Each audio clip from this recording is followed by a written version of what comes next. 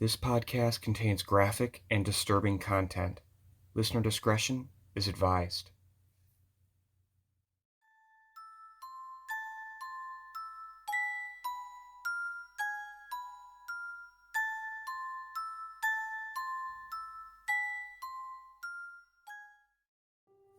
Hello, ladies and gentlemen.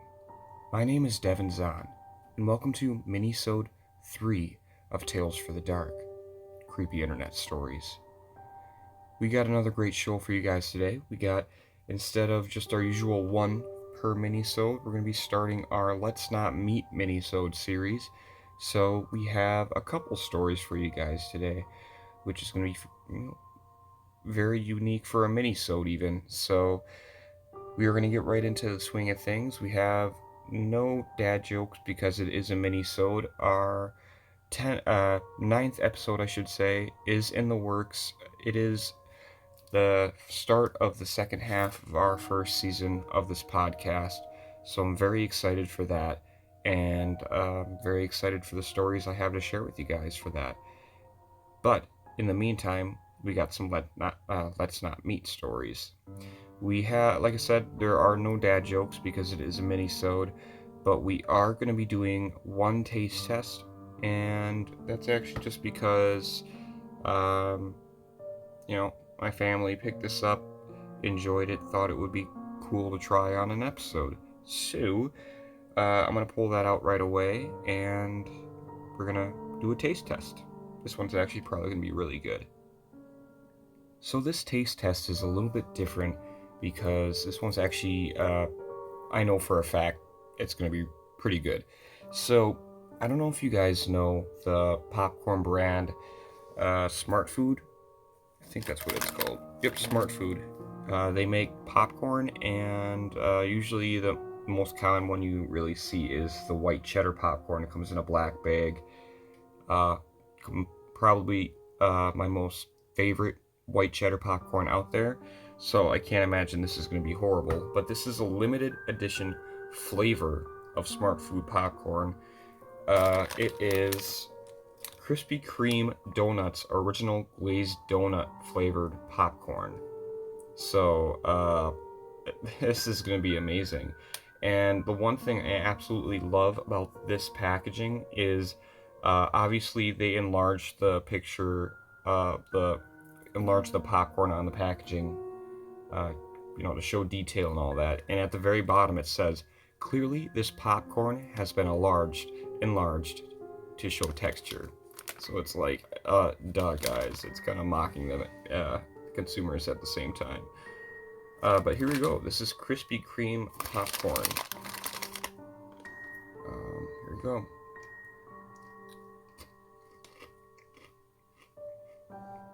And I was right. That is amazing. Oh my god. That may be my new favorite popcorn.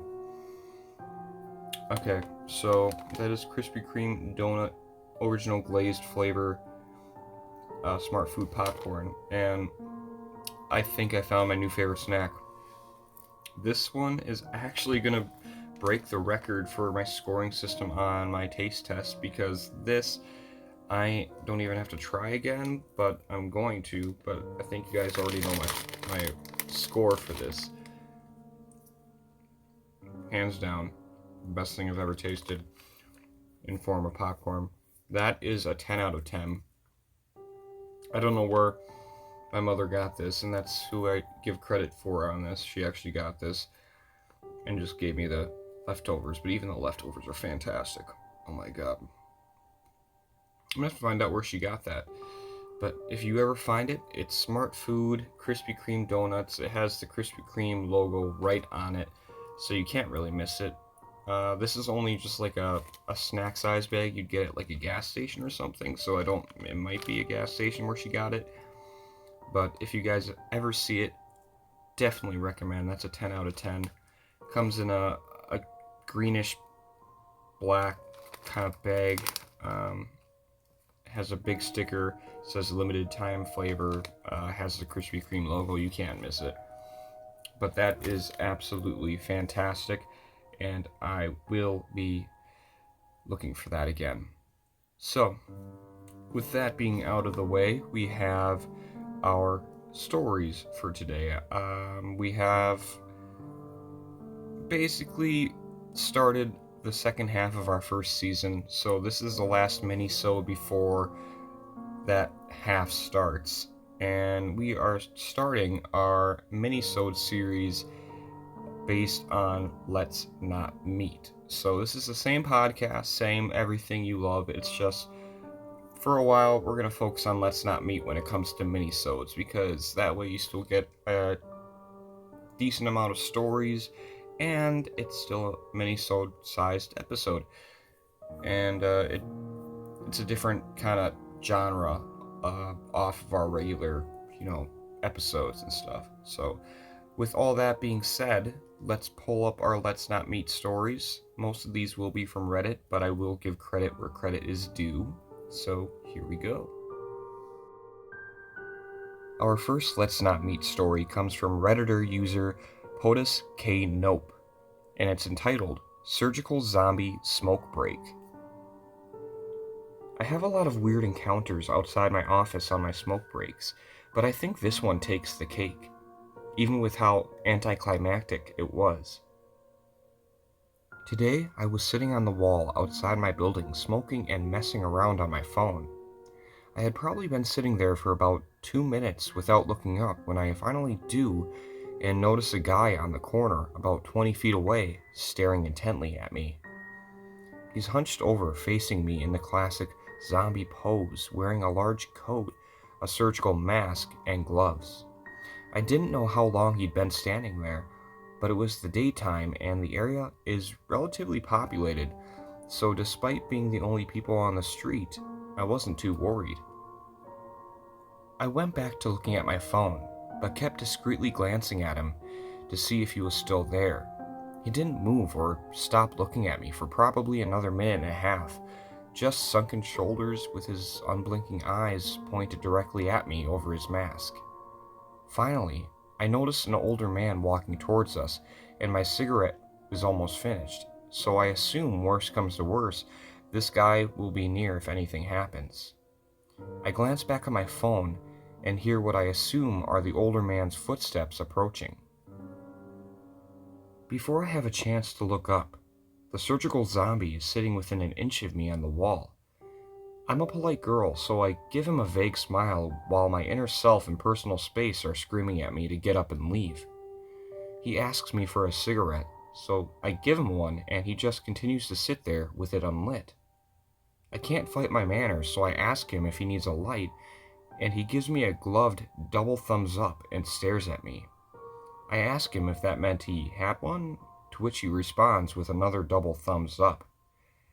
I assume that was him saying he did, so I turn back to my phone, planning on taking one more drag before I get up to leave. He then says, "Yes, I need one." So I give him my lighter. He hands it back and I put my smoke out and stand up. He then begins laughing, like full-on belly laughing. I didn't really know how to respond, so I tell him to have a nice day and walk into my building. To be honest, I've never really had a fear of people, and I can't say this is the first time I've had someone do something like this, but the mask and gloves really added to the absurdity of the situation. To the surgical masked zombie, Doctor, let's not meet again. Alright, that was our first Let's Not Meet story, and it was a short and sweet one, and it actually was probably one of the better ones, albeit not very eventful. These are true stories from Reddit and other places on the internet. So what makes it creepier is that this actually happened. So you never know. Most of the true crime cases I've researched are people that actually appear to be normal. So when you meet someone who's not normal, your senses are already on high alert, Seeing this guy in pretty much a full blown, like, doctor's, costume just kind of sitting there staring at you and then all of a sudden being right there in your face. That's creepy as hell. And it makes for a great horror story. So, this is why I like Let's Not Meet stories, because they are true for one. They're creepy without having the amount of blood and gore that, like, say a murder case would have, or like paranormal, like cryptid legends would have. This is something that actually happens, and it doesn't need blood and gore to make it good. This is a good story. So, I'm glad you didn't get hurt. Let me see your name again. I'm really glad you didn't get hurt, because that would be horrible. This story is written by POTUS K. Nope. So I'm really glad you didn't get hurt. Really thankful for the story, because that was pretty good. I'm going to have to give that a solid 7 out of 10. It's good. It's not the best story. Obviously, these stories are pretty short, but it was good. I liked it. But I can't say it's my favorite. But it's good. So, I know, I'm kind of questioning myself whether I should give it an 8, which, I guess we could say 7 or 8. We'll do 7.5. We'll cut the difference. But we have a couple more Let's Not Meet stories to go on this. So, without further delay, let me pull this up and we can get right into the second story. So, 7.5 out of 10. I think that's a pretty solid score for the story. I digress. Let's get into the next one. The next story comes from Redditor user Furstenfeld, and it's entitled, Have We Met Already? So here we go. It's Friday night at around 8:45 p.m.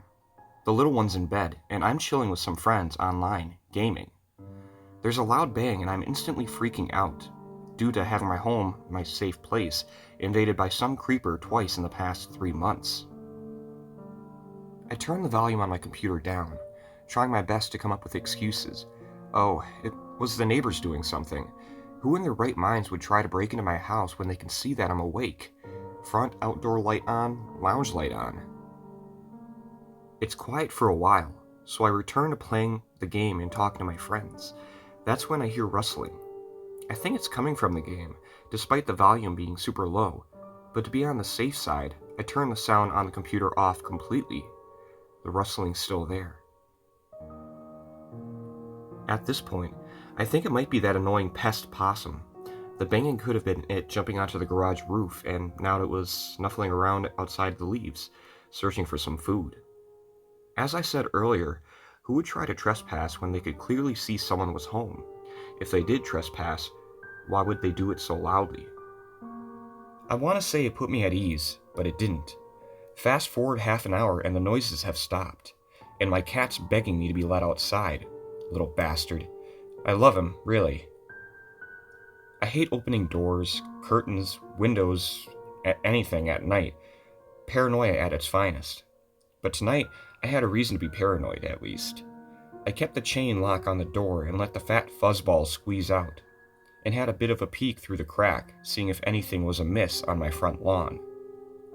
Nothing out of the ordinary, so I lock the door and head back to the lounge. 5 minutes later, someone tries the door handle. Finding it locked, I hear a laugh, and they start scratching on the glass as I frantically grab my phone and call the police.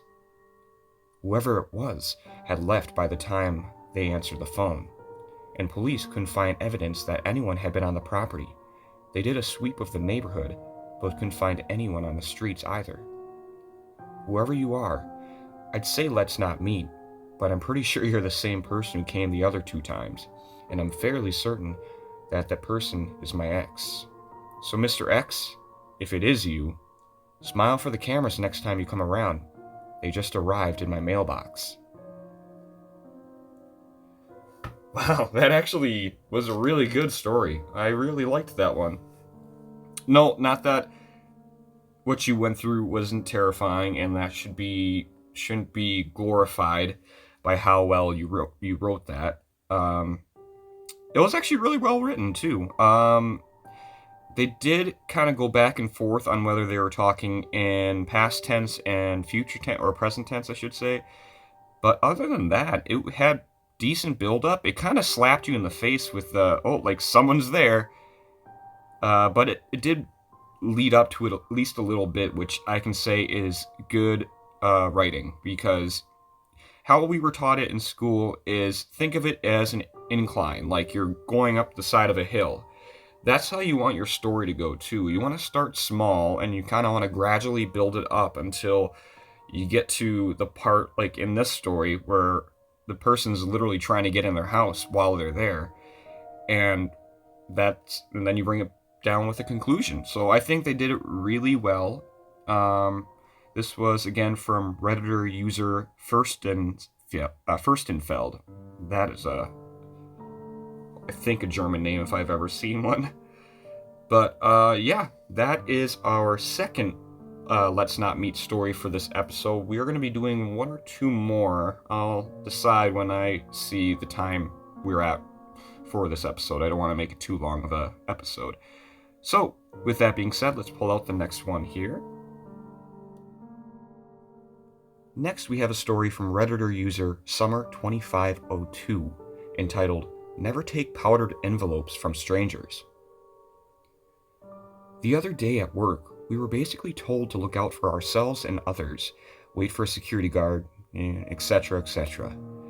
Now, this was a normal thing for the suburb we live in, but it was still a bit strange. My friend from the night before told me why. Their friend and co-worker finished up at around 12 that morning and was approached by this guy when he was at his car. The guy looked pretty normal, trackies and all, and gave him an envelope claiming there were free Fringe tickets inside. Side note for clarification, Fringe is an art festival, like music and comedy and dancing, etc., in the CBD. There was some sort of white powder on the ticket, but he just assumed it was cocaine or something. Again, not uncommon for the area. So he just grabbed it, planning to throw it out later, because it was probably counterfeit. Not wanting to spark any conflict, it's unpredictable around here, especially at 12 a.m., especially when you run into a guy like this. His mates came out around 12:15 to see him with something like burns on his hands, where he touched the powder, and he said he felt like he was burning on the inside and couldn't breathe properly. Luckily, he was still conscious and told them to take him to the hospital, which luckily wasn't that far away. They got there, and practically everyone that came into contact with them felt like they were burning under their skin and were all having breathing difficulties within minutes. They had to call hazmat fireys, and everyone was decontaminated. Luckily, everyone was okay. So to the person who hurt my co-workers and friends, let's never meet. Alright, that was a short and quick one. So we will be doing another story or two absolutely after that. But that was Never Take Powdered Envelopes from Strangers from Redditor user Summer2502.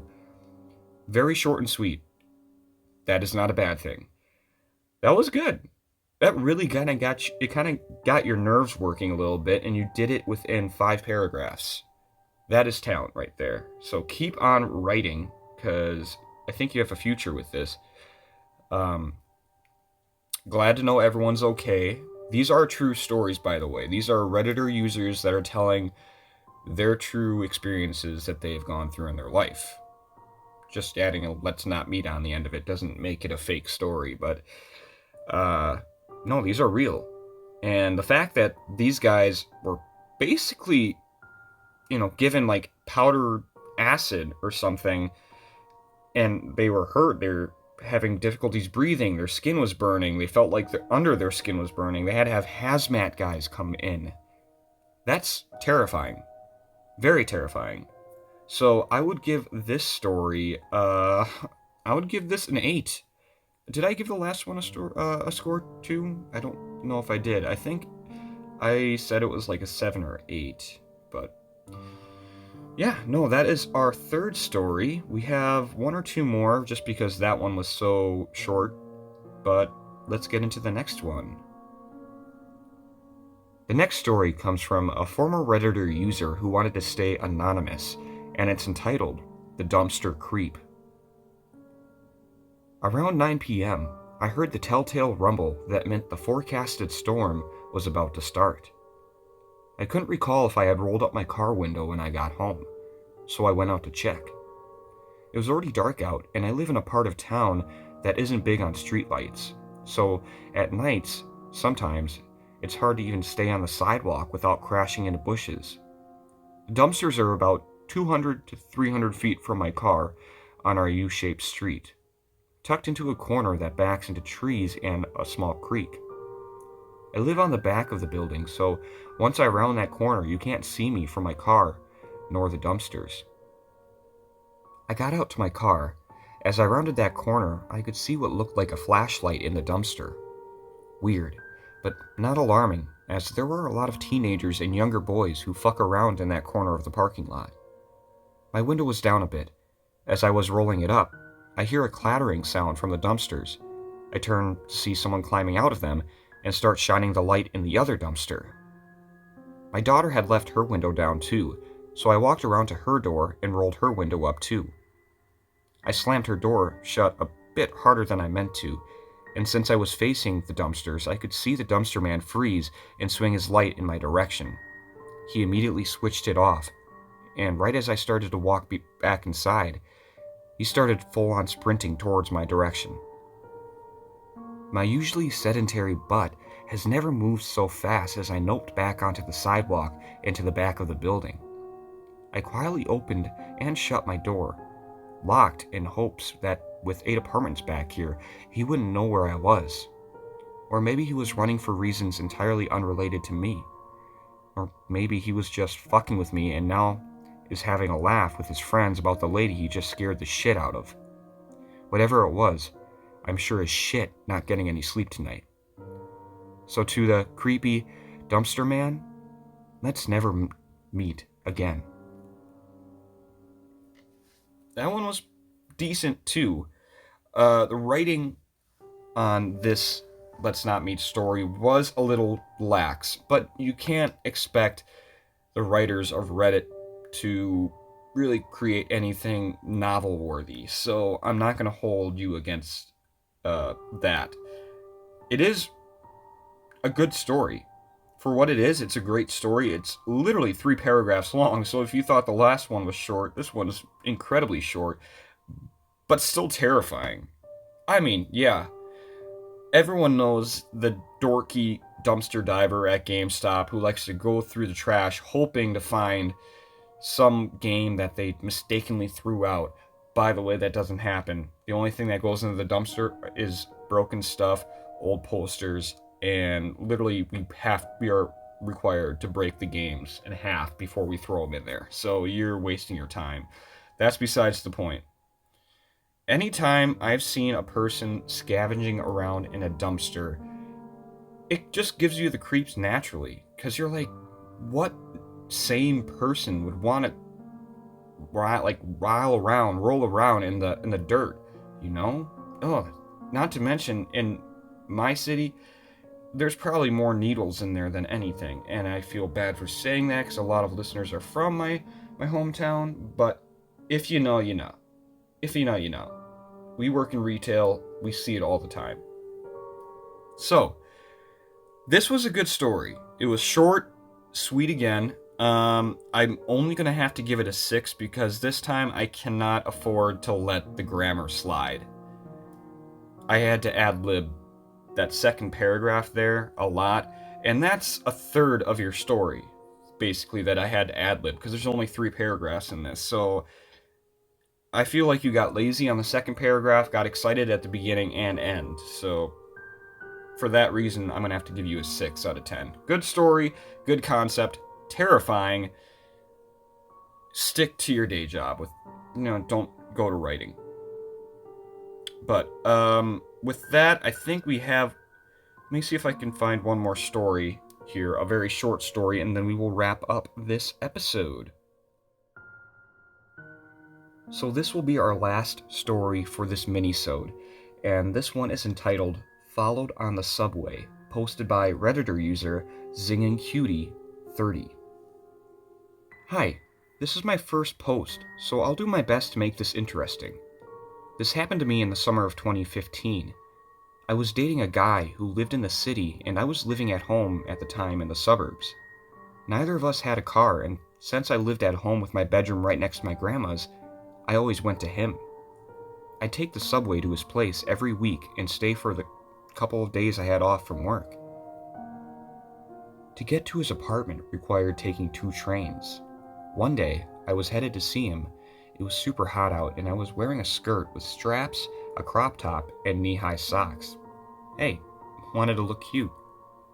I guess I feel this is important, as I probably stood out in this outfit, and unfortunately, I probably should have been more careful about what I was wearing, which sucks. Anyway, I'm on the first train, and after a few stops, I notice a man get on. I kind of couldn't not notice him, as he chose to stand right in front of where I was sitting and stare at me. Rather than take an empty seat, that is. It made me feel weird. The man in general gave me a very creepy vibe. He was probably in his 40s, looked unkempt, but otherwise kind of just a basic looking white dude whose face I couldn't even picture now.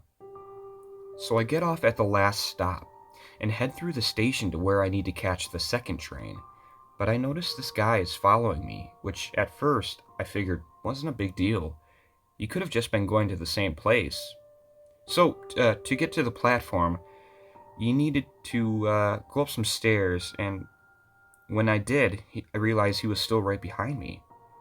I decided to turn around and go to a different platform, which happened to be packed with people, thinking if he follows me then, this is bad, but maybe I can lose him in the crowd. He follows me, and I try to duck out of view before going back to the actual platform I needed to be waiting on. I get there, and for a few minutes, I feel better until I see him again. He must have known I'd be there after I'd gone up there and turned back around. Plus, it was the only other platform, and most likely he saw me the entire time. There weren't too many people waiting compared to the other side, but a few trains came that were so full I didn't bother to try and get on, and neither did he. The whole time, I am texting my boyfriend, who was not taking me seriously at all. I asked him to at least meet me at the station when I got to the stop by his apartment, a mere 5-minute walk, but he was being reluctant, but eventually he agreed. At this point though, I'm still waiting for the train. One comes that's very full, but I'm getting restless and I want to get to a safe place, so I squeeze on, and so does the man right next to me, with his arm over me. I decide that even with all these people around, I'm not safe, so right before the door closes, I hop out and the train leaves, with the guy on it staring at me as it pulled away. I waited for a few more trains to come and go, worried the guy would be waiting for me at the next stop or something. I got on a train finally, paying attention to everyone who got on at each stop. He never did, and I made it to my stop, greeted by my boyfriend, who seemed put off by having to walk over. He is an ex-boyfriend now, and was generally kind of shitty to me to begin with. I'm really proud of myself for getting off that train at the last second. I don't know how much danger I was in, but I know that that man was following me, and it wasn't definitely for any wholesome reason. And despite being in public, I feel like if he had tried anything, no one would have done shit.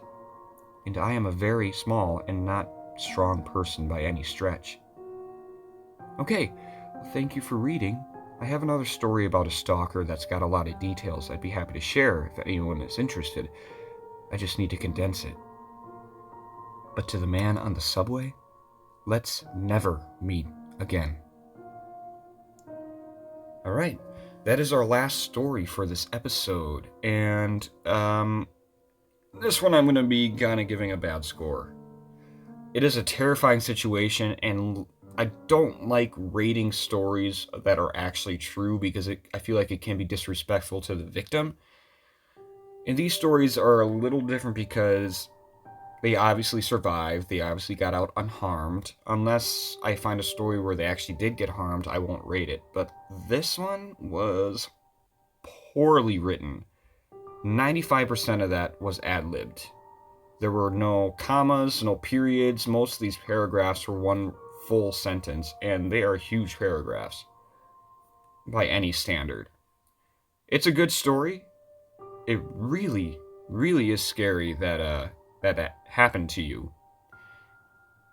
Just only reason I'm kind of being critical is because this took about 2 hours to record, and this story probably got me 5 minutes of content for 2 hours of work.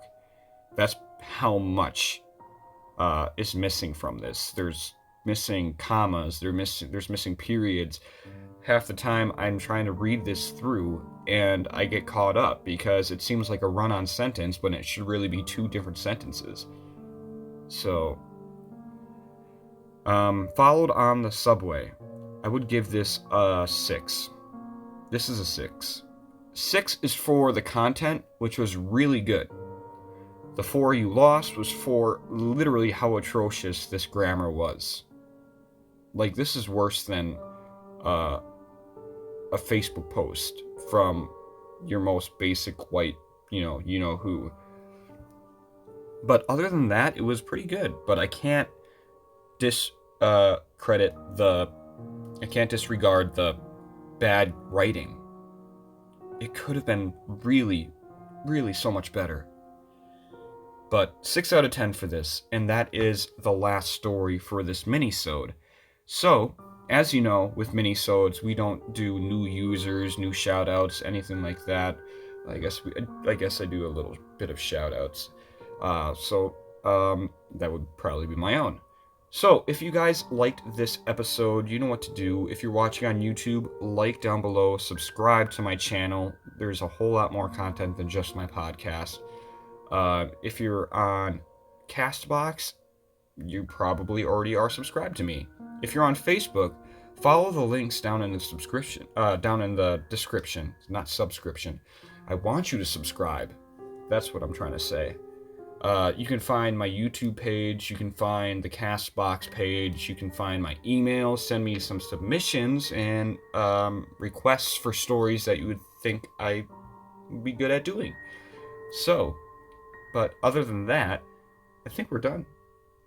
So, from the studio, my name is Devin Zahn, and this is Tales for the Dark, Creepy Internet Stories. I'll see you guys in the next one. I'm out.